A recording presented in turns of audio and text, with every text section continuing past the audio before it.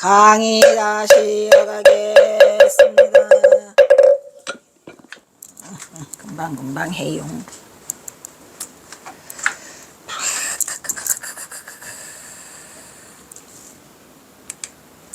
오성월이 그 운영에 대한 문제를 선사 운영이죠. 고민할 때쯤에서 호련히 회총사에서 누가 와요? 회현 장로. 경선사가 회현 장로하고 또 나눈 대화가 있어요. 글이 또 있어요. 근데 그 회현 장로가 경선사 마음에 들었었나 봐.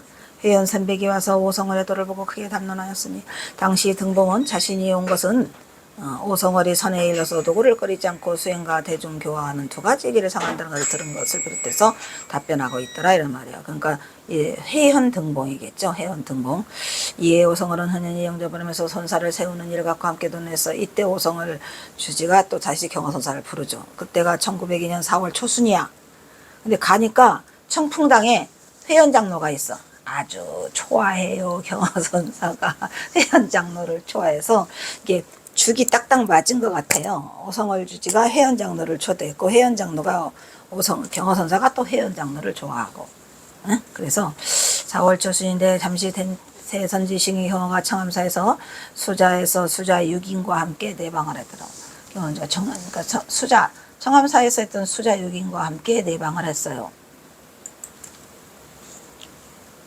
마침 잘 됐죠. 그래서 이에 오성월은 등봉 경호와 함께 선사를 세우는 일을 상의해가지고 결국은 계명함에 상설천사 선사기를 한다니까 선방을 열어요.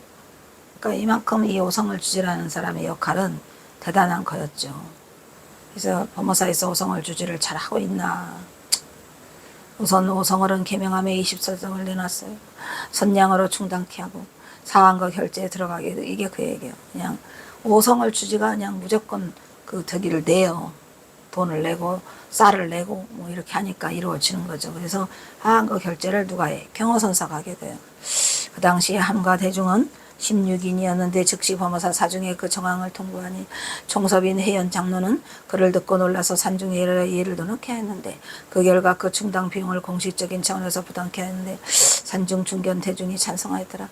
그리하여 그의 산사가 세워지잖아요. 그의 신사가 세워지면서 선사죠. 선사. 신사는 일본 놈들 신사 참배하는 거고 선사, 계명선사예요 이름이. 그래서 1902년에 경허선사가 계명한 선사 창설 창건기를 써주죠. 써지면서 그 선량한 증대하였습니다. 우선 각방 가감자에서 재현한 것은 76도 모았죠. 나아가서 그 선해를 연구히 운영하는 방책을 강구할 때 오성월은 수자 대중이 흩어질 것을 걱정하여 신속히 그 일을 조직하여 그 계획을 사중에서 제출하였다. 마침 산중의 모든 의견을 단결하여 그 의안을 논의했지만 결과는 수포로 돌아갔더라. 범어사는 부산광역시 금정구 금정산에 있는 남북국 시대의 통일신라의 승려 의상이 또 정해요. 의상대사가 참 많은 역할을 했죠. 부석사도 의상, 여기도 의상. 장관한 사찰로 대한불교 조계종체 14국의 본사더라 이런 말이지. 금정산 범어사가 동국여지 성남의 의암은 동국의 남산에 명산이 있어. 그게 무슨 산? 금정산. 그 산정의 높이는 56척의 거암이 있고 그 바위 아래에 샘이 있는데 그 샘이 보더라. 그 물빛은 금색에다가 물속에 범천의 고기가 놀았다고 한다. 그래서 그 산명을 금정산이라고 하고 그 절을 범어사라고 했더라 이런 얘기죠.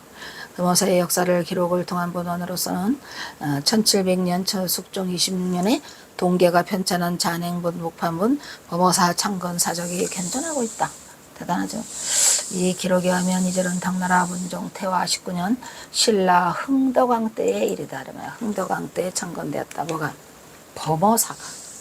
그러니까 범어사도 대단한 절이죠. 응? 신라시대 때 절이니까.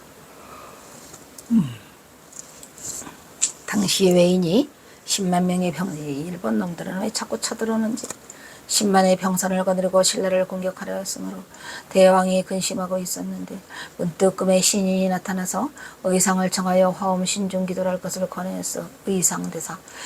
신인은 태백산 속에서 의상이 다음 천명의 대중을 거느리고 화엄 의지 법문을 연설하며 화엄 신중들이 항상 그의 것을 떠나지 않고 수행하고 있었더라.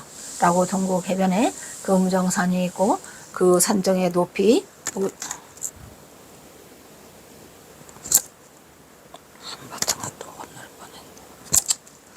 50척이나 되는 바위가 솟아있는데 그 바위 위에 우물이 있어요. 금정, 우물정자죠. 금정산 범어사. 금빛 색깔의 물이었다고 합니다. 그래서 금빛 우물이라 해서 금정산. 범어사는 범천에 있는 고기들이 뛰어논다 해서 범어사. 오 마이 갓. 그 우물은 항상 금색이며 사시사철 언제나 가득 차 마르지 않고 그 우물에는 범천 나오네. 범천으로부터 오색 구름을 타고 온 금어들이 헤엄치고 들고 있었다 해서 범어사, 범천고 하였다. 그리고 대왕이 의상을 청하여 함께 금정산 아래로 가서 7일 동안 화엄신중을 독송하면 외병이 자연히 물러갈 것이라고 하였다. 그 외병이 문제야. 왕이 그대로 하였더니 외선들끼리 서로 공격하여 모든 병사가 빠져 죽고 살아남은 자가 없었더라. 왕은 매우 기뻐하여 의상을 예공대사라고 삼고 범어사를 창건하였다고 한다. 이런 말이죠.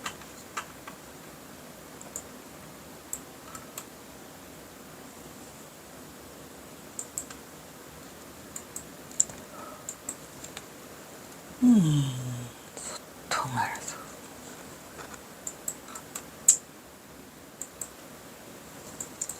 저게 예자가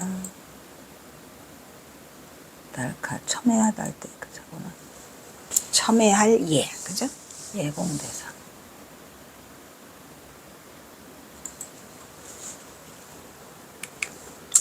범어사의 창건은 의상이 당나라로부터 귀국한 의상이 당나라로 귀국해서 어디를 들어요? 부석사를 들어줘요. 귀국한 670년 분망 10년 이후 것으로 추정된다 이 말이에요.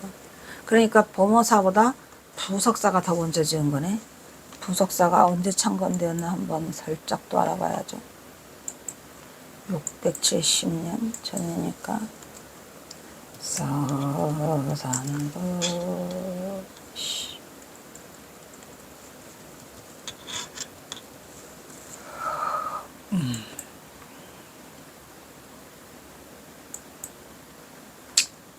서산부석사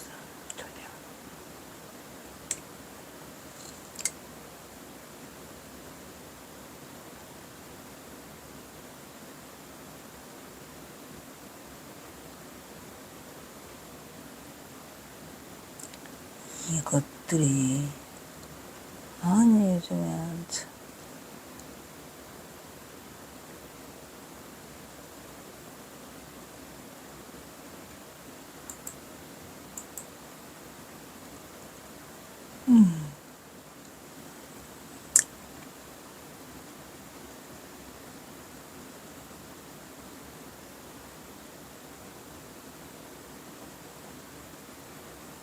어떻게 이렇게 할 수가 있지?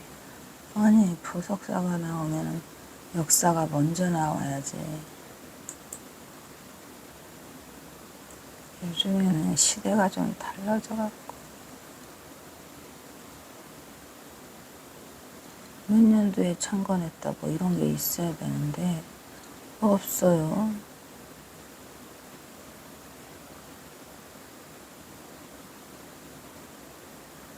어이가 없죠.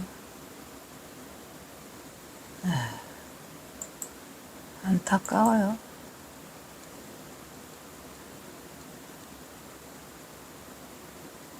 응? 누가 이런 걸 하래? 소속사 창건연대 뭐 이런 것이 딱 나와줘야 되지.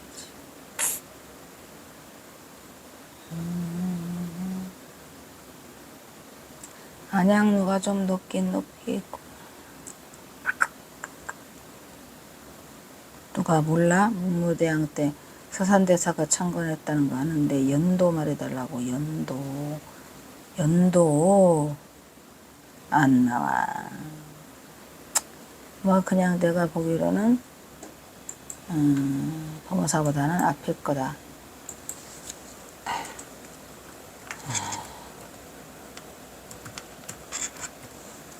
안 나올 거지만 그래도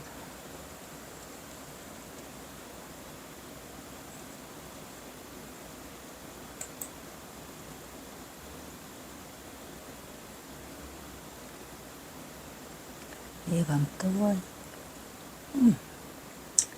누가 그런 거 해달래? 병신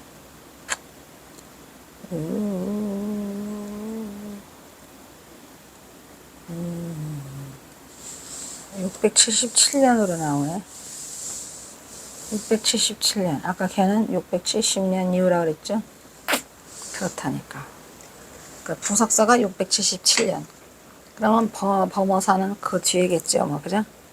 삼국유사의 기록과 같은 678년이다. 오 마이 갓, 77, 78. 으이! 그러니까 부석사가 676년이고, 7년이고, 범어사가 677년. 비슷한 시기죠. 뭐 같이 1년 사이로.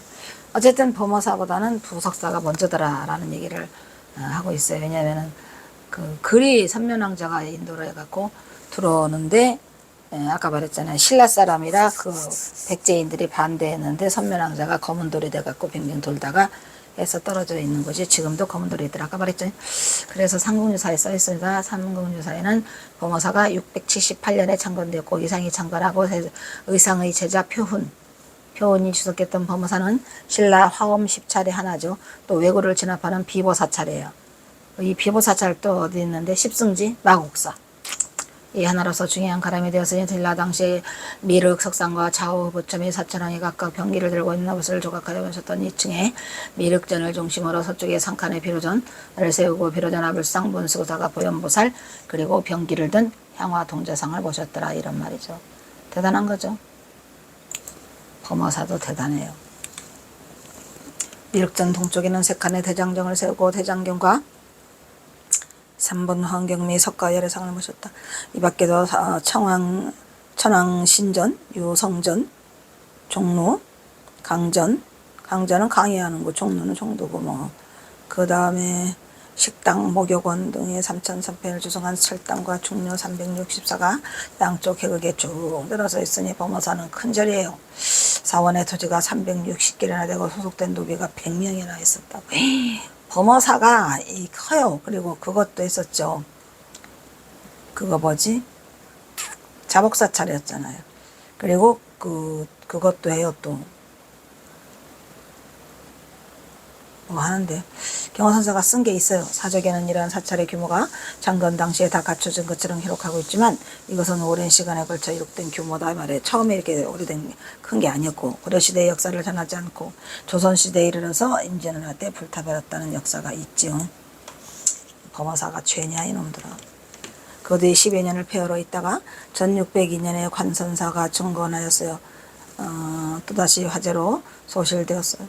1614년 광해군 5년에 묘전, 현감, 계환, 법인, 천원, 덕균 등이 스님들 이름이죠. 법상, 법담미, 오사체, 불상과 시향상 그리고 필요한 직기들을 갖춰서 중창했고 그 뒤에 범어사는 많은 고승들을 배출하면서 사원의 규모를 넓혔고 선찰대본산이라는 이름 아래 현재 경상남도 산제사찰로 발전하고 있으니 이 선찰대본산은 경허선사의 음덕이더라 이런 얘기고 그것은 대선사 경허가 이 땅에 처음으로 이거 범어사의 선사를 열어서 선원을 개설하여 개당 설법을 하였으니 당연히 선찰대본산 이름이라는 것을 이름을 얻게 된 것이었더라 이런 얘기죠. 당연한 이치죠. 이 범어사나 이 인연이 깊은 고승으로는 창건주인 의상대사가 있고 신라의 10성 중에 한 사람인 표은이가 있죠. 아까 그 다음에 일생을 남에게 보시하는 것으로 일관한 나간이 있어요. 나간. 구렁이가 된 스승을 제도한 영원이. 이 영원대사가 그 영원대사일 수도 있다니. 영원사 있죠. 영원사. 구렁이가 된 스승을 제도한 게 영원스님. 그리고 근대의 그승 경허. 우리 경허스님. 그리고 한영원. 그리고 하동산스님. 이 범어사를 지키는 어떤 수호신처럼 대단한 분들이 많이 있죠. 경허는 이곳 범어사에서 오성을 주지에 탁월한 안목으로 경허의 법기를 한눈에 알아보고 경허의 활동 무대를 열어주었으니 물 없어? 물? 아휴 목마르다. 아이고 힘들어.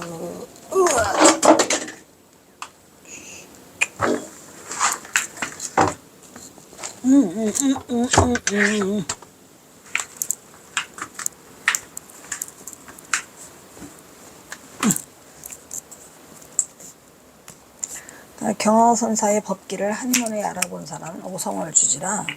오성을 주지도 보통이 아니라 그랬잖아요. 대단하신.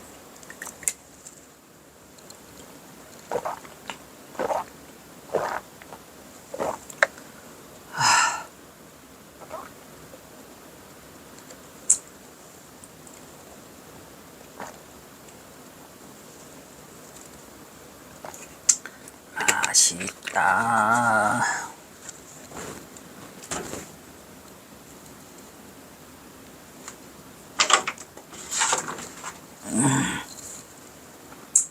경화의 활동 무대를 열어주었어요. 그 덕분에 우리 경화선사가 그나마라도 남긴 게 있지. 그렇지 않았으면 경화선사는 진짜 묻힐 뻔했어요. 경화선사 자신 입을 탈탈 털어서 남긴 게 없다 보니까. 근데 남쪽으로 가시면서 엄청나게 많은 그걸 남기죠. 기문, 서문, 영찬 이런 것들이 그냥 주옥 같아가지고 그거 안 했으면 큰일 날 뻔했어요. 스님. 우리 스님 완전히 개털돼서 그냥 완전히 그냥 마종 악마 소리 듣다가 가실 뻔했는데 참으로 아이고 이러다가 또 그냥 전봉주 장관 나타났으면 더 큰일 날 뻔했고 에휴 운명이 참말로 에휴. 이렇게 하여 근대 한국 선불교의 중조 경화의 활약이 눈부셨어요. 범어사 정문 좌우에 금정산 범어사와 선찰 대본산이라는 편에게 두어서 일지문의 이름과 사찰의 이름 및 성격을 다 밝히고 있어요. 에이? 어이.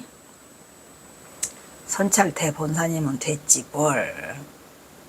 의상대사가 창간할 당시에는 화엄사찰이라고 그랬는데 의상대사가 있으니까 678년이랬죠. 부석사는 677년이고 7년이야 6년이야. 그래서 처음에는 화엄사찰이죠. 의상대사니까. 근데 지금은 선종사찰로서 당당히 이름을 낼 수 있었던 건 모두가 경화의 업적으로 이루어졌음을 부인할 수가 없더라. 이런 얘기죠. 1898년. 오케이? 또 넘어간다. 잘한다. 제6부 제18편에 조카 전홍년을 배신시키다. 어디로? 171장 전홍년을 데리고 밤새 금산사를 향하였더라. 이런 얘기죠.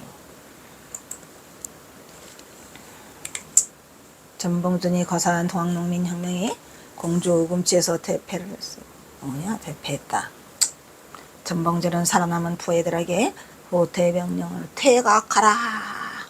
명령을 내리고 퇴각하였다는 소식을 접한 경호는 논산에서 퇴각 소식을 전해요. 그래서 논산에서 각기 뿔뿔이 흩어지고 살아남은 자 50명이라나 뭐라나 재빨리 마곡사에 들어가 경호사 한동안 돌아오지 못할 것을 염두에 둬요. 이제 언제 돌아올지를 몰라 마곡사에. 그리고 인사를 하고 가사와 장삼을 바랑에 넣고 몸만 급히 빠져나와서 낮밤을 걸어서 어디로 가? 정읍에 있는 전봉준의 집으로 떠났죠. 전봉준에 도착해보니 가족들은 이미 패전 소식을 두고 공포에 떨고 있어 다 숨었어. 이리저리 우왕좌왕 숨을 곳을 알아보고 마을 사람들도 모두가 술렁이고 있었죠. 살려야 되니까. 그래서 당장에 이제 퇴각 소식을 들으니까 이제 피해야 된다는 생각을 하게 됐고 경호는 정신을 가다듬고 상황을 살펴보니 첫째 딸 성녀는 이미 정읍에 얻는 지금실로 출발했죠. 그래서 따로 숨을 형편이 못 돼. 그쪽에 가족이 있어서. 그래서 그냥 남기로 하고 둘째 아들 용현이를 데리고 있기를 바랬고 근데 이제 이 둘째 아들은 또 뭐셔 또 그리고 또 그러니까 성녀가 둘째 아들 용현이를 좀 봐줘라 그렇게 했어요. 그렇게 하고 이제 경호선사는 그때 당시에는 그 남편이 씨가 살아 있었죠. 그 둘째 부인 남편이 씨에서 난 용현이와 용규가 있었고 첫째 아들 용규는 폐병이 걸렸어요. 그래서 자신이 산속 동굴로 피신해 살기를 이미 정했어요. 남들한테 옮기니까 나는 동굴로 갈게요 하고 스스로 동굴로 갔고 그 다음에 이제 그 남편이 씨랑 같이 그리고 이제 둘째 아들은 멀쩡한데 어리니까 성녀가 데리고 있고 그렇게 하고 이제 옥녀만, 둘째 딸 옥녀만 경호선사가 데리고 가는 거죠. 그래서 경호는 남은 둘째 딸 옥녀를 데리고 금산사로 피신하기로 작정하고 그 밤을 넘기지 않아요. 밤길을 떠나서 산속을 택해서 금산사로 향했다. 그래서 그때 주먹밥을 소금밥을 해줬다고 했잖아요. 그게 그 소리가 그 소리예요. 소금밥을 해줘가지고 그걸 싸서 먹으면서 금산사로 넘어가죠. 밤새도록 걸어서 경호는 조카인 옥녀와 무사히 금산사에 도착했어. 가보니까 다른 어느새 밝아가지고 먼 등이 타오르고 있었던 것이었다. 이런 얘기죠. 그래서 누구를 만나죠? 김대환 스님을 만나요. 김대환 스님도 보통이 아니에요. 그때 당시로 이제 일본군과 싸우려고 창의동맹도 만들고 있던 그 금선사가 또 왜 경호선사와 관계가 깊냐면 미륵도량이라 경호선사는 미륵도서를 원하기 때문에 전봉주는 두 아내를 두었는데 첫째 부인 송씨는 이게 경호선사의 동생이죠. 1893년 갑오동기가 일어나기 전인 1877년에 4월 24일 날 떠나요. 이미 세상을 떠났더라. 재원리 이후에 제외한 후처 남평희 씨는 동학농민 전쟁 당시에 생존해 있었어요. 그래서 그 첫째 아들 용규가 폐병에 걸려서 데리고 동굴로 피신하는 거죠. 전봉주는 신문에서 가족이 6명이라고 했는데 자신과 부인 그리고 4명의 자녀를 바란 것이었고 자녀는 전처의 2딸과 후처의 2아들이 있었죠. 전처는 경호선사의 동생 송씨 부인, 그 다음에 후처는 아까 말한 남평희 씨, 용현이 용규, 우에는 성녀 옥녀. 전봉주가 경호선사가 세속인연으로는 이렇게 해서 천안갑의부가 된 것으로 매제 전봉준이 죽은 뒤 전봉준의 고향으로 전시들이 마을을 이루고 살았던 고향의 그 당촌마을, 그러니까 천안전 씨가 그 집성촌을 이룬 곳이 고향 당촌마을이고 그 옆에 여산송 씨도 또 집성촌을 이루고 살았답니다. 당촌마을에 모두 불에 타버렸어. 다 죽여버려! 이래가지고 이제 전시들이 다 시도 없이 뿔뿔이 다 흩어지게 되죠. 이때 전시들은 각자 흩어져 성을 바꾸고 변성명을 하고 살았죠. 전봉준의 첫째 딸 견성녀는 김계남의 중매로 일찍이 지금실로 시집을 가서 전봉준의 외손녀가 되는 그 강금례를 딸로 낳았죠. 그래서 이 강금례랑 나중에 경호선사가 숨긴 여동생 전옥녀랑 만나서 유전자 검사를 하니까 똑같답니다. 친족이래.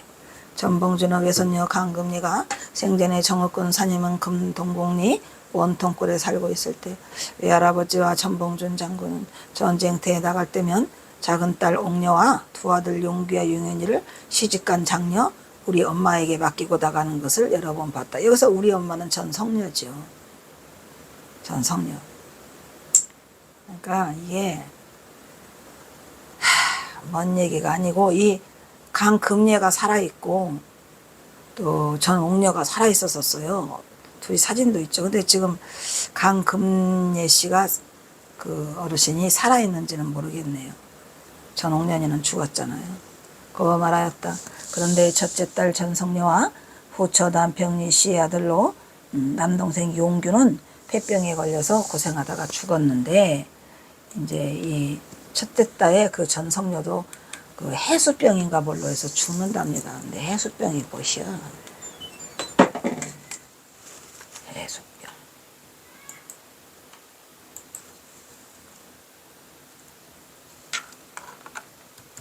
아까 부사서 창건연도가 677년.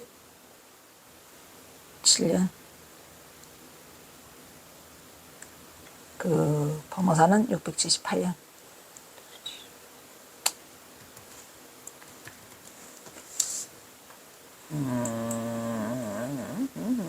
해수뼈는 기치, 지금으로 하면은 그 천식 해소인가 보다.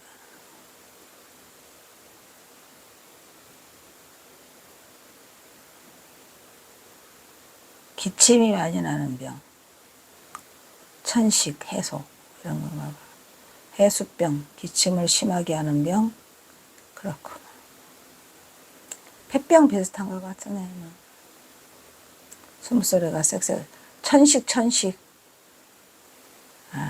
지금으로 말하면 천식, 해수병이.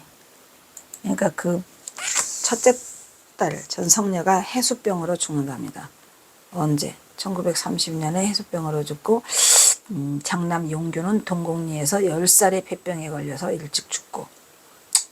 인생사가 다 그래요. 그러고 보니 나도 일단은 빨리 끝내야 되는데 이거를. 차남 전용에는 누나가 사는 정읍지금실에서 숨어 살면서 나머지 머슴살이를 하다가 소 팔아먹고 도망가죠.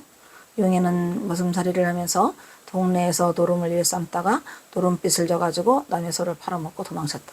이 내용이 정말 결정적으로 경호선사의 서간문에 써 있는데, 삼이에게라고 쓴 서간이 3개나 있는데 거기에 이게 써 있어요. 화투짝 골백짝 만지르면 인생 망조가래 난다. 하지 말아라. 그래가지고 이제 안동의 태동마을에서 만나가지고 거기서 이제 중이 되라. 그러니까 싫어요. 그래서 이제 그런 옥관자를 둘러라 해가지고 공부를 가리키는 그런 서간이 3개나 있죠. 이거를 보고 제가 이제 알게 된 거죠. 놀라움이죠. 어쨌든 경호선사가 골백짝 그 값은 다 가서 또 치러주고 이것은 하지 말라고. 그래서 소리를 쳐맞고 도망쳤다.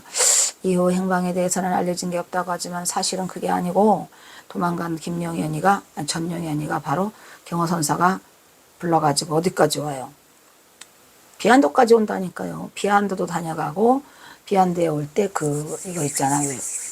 뭐라 그래요? 소나무 송진으로 만든 그걸 해갖고 오잖아요. 그렇게 하고 또 어디도 가요. 만동네도 가요. 그리고 거기 우암 송시열 사당도 가고. 그러니까 경호선사와는 계속 연락을 하고 있었죠. 그러니까 얼마만큼 경호선사가 이 조카들을 잘 돌보고 밀접하게 연관이 되어 있었는지. 그러니까 전봉준 장군 여동생이나 딸이 아닌데도 끝까지 다 돌봐요. 혼인까지 시키고. 이후 행방에 대해서는 알진 게 없다고 하지만 천만에 사실은 건 도망간 용현이가 바로 경호선사가 수소문에서 찾아냈어요. 그리고 그 후로 그쪽 연락을 취하면서 삼서갑산으로 떠날 때까지 계속해서 돌봐주고 혼인을 해갖고 저수지 마을로 데려갈 수 있게끔 어디요? 무안. 거기까지 연락을 취하고 했던 이 경호선사가 참 대단하신 분인데 진강객이 돼가지고. 진강객. 이렇게 집안이 풍비박산이 되다 보니 경호의 시름은 이만저만이 아니죠. 당장 이들의 생계가 걱정이 되다 보니 경호는 멀리 무안에 있는 배상옥에 나오네. 배상옥의 친척 배준옥에게 연락해서 전봉준의 둘째 아들의 호구리책을 부탁했어요. 그래서 거기 가서 뭐를 했다고 하더라고. 다행히 배준옥은 거절하지 않고 무안읍 성동리는 성의 동쪽 마을을 했죠. 거기가 비보 진압지지. 즉 전봉준 장군이 거사를 처음으로 일으키라고 한 곳이 무안공산인데 성동리 저수지 마을. 그런데 전봉준 장군이 말을 듣지 않았죠. 거절하지 않고 무안읍 성동리 저수지 아래 우리는 그것도 모르고 저수지에 올라가서 설정사님이랑 얘기하고 여기에 웬 저수지란 말이냐 했는데 오마이 갓즈죠. 그 이후에 이거를 알게 됐어요. 저는 저희가 나와 있더라고. 송정수 박사가 쓴 거기에 무안읍 성동리 저수지 아래 있는 자그마한 밭대기를 내주고 그곳에서 거처할 직관을 마련해 주었으니 전영에는 목포에서 만난 처자와 혼인했어요. 그 사람 이름이 뭐더라? 김양례인가? 그렇더라고요. 무안으로 데려가 그곳에서 정착을 했더라 이런 얘기죠.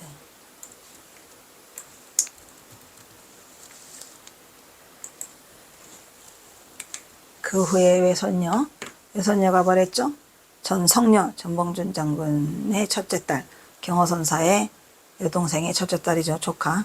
외손녀 강금례는 1921년에 박영주와 결혼을 해요. 그의 아들 승규를 뒀어요. 황방이 변하다는 동네방대에 알려진 전봉준의 차녀 전옥녀는 우리 전옥녀죠. 경호사가 숨겼죠. 동학농민이 실패로 끝나자 경호는 바로 오금치에서 정읍으로 데려가 조카들을 살펴. 이때 큰딸 전성녀는 딸린 식구들이 나서 움직일 수가 없고 후처 남편이 씨 역시는 용규가 폐병에 걸려서 어디를 못 가. 용규와 용현이가 있어가지고 더구나 용규는 폐병에 걸려서 골골골하고 폐병이 울물세라 같이 마을 동굴로 숨지도 못하고 해서 용규는 큰딸 전성녀에게 맡기고 몸만 피신을 했어요. 남평희 씨가. 모두 제정신이 아니고 혼비백산으로 흩어져 그 참상은 차마 못 불린 게 아니었더라 이런 얘기죠. 슬픈 이야기죠. 자, 일단 또 여기서 끊기로 하겠습니다. 미치겠다. 아이고, 목마라 죽는 줄 알았네.